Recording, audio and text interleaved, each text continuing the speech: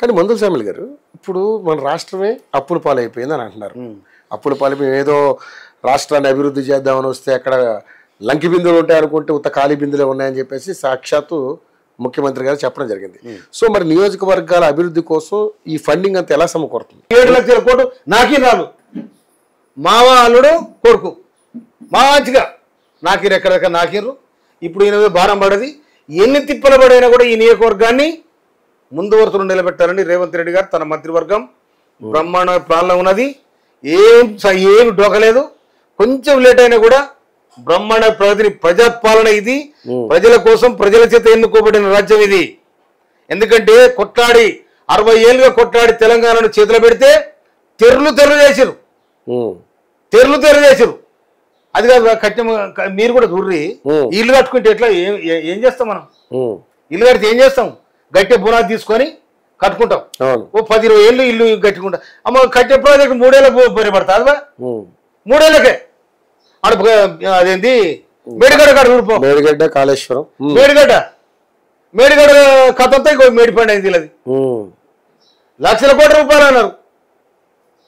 త్వరపడగాడ హరీష్ రావు గారికి దానికోసం మాట్లాడుతున్నది ఎస్ఎల్బిసి మానవ తప్పిదం కాదు, ప్రకృతి. అది కేవలం మీ ప్రభుత్వ వైఫల్యం అంటున్నారు. ప్రభుత్వ వైఫల్యం, వాళ్ళ వైఫల్యం, వాళ్ళు చేసిన పాపం. అది వాళ్ళు అచ్చే కంటిన్యూ చేస్తే అది వెళ్ళిపోతుండే. ఇప్పుడు ఆడ సాపసింపు వేసుకొని 12-3 రోజులు ఏమో ఏడా మెడిగడ అక్కడ నేను సాప సంకల పెట్టుకొని పోతున్నా, నేను ఆయనే బాంతా గీత డోకలే కూడా చేస్తానని చెప్పిండు. ఏమైపోయా దానికి సమాధానం చెప్పరు. దాని సమాధానం చెప్పాలి.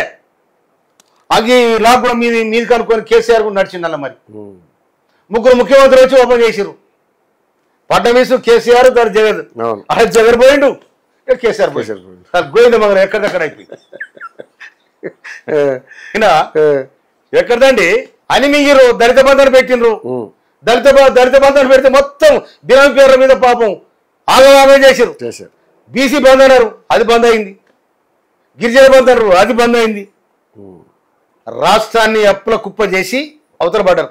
ఇవాళ ప్రభుత్వం భారం ఎంతైనా కానీ ప్రజలకు ఇచ్చిన మాటను గౌరవించి తప్పకుండా దాన్ని ముందు వరుసలో పెట్టాలని రేవంత్ రెడ్డి గారు మంత్రివర్గం, రేవంత్ రెడ్డి గారు నిండుగా ప్రయత్నం చేస్తా ఉన్నారు.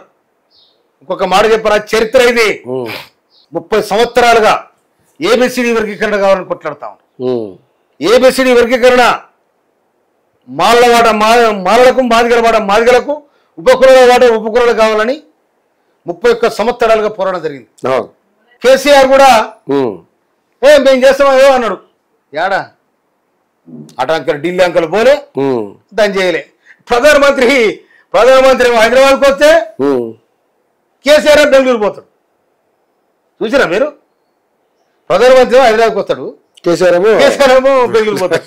ఇది ఇప్పుడు సుప్రీంకోర్టు ఆగస్టు 1 నాడు రాష్ట్రాలే దీన్ని ఏబిసిడి వర్గీకరణ చేసుకోవచ్చు అని డిక్లేర్ చేయడం జరిగింది.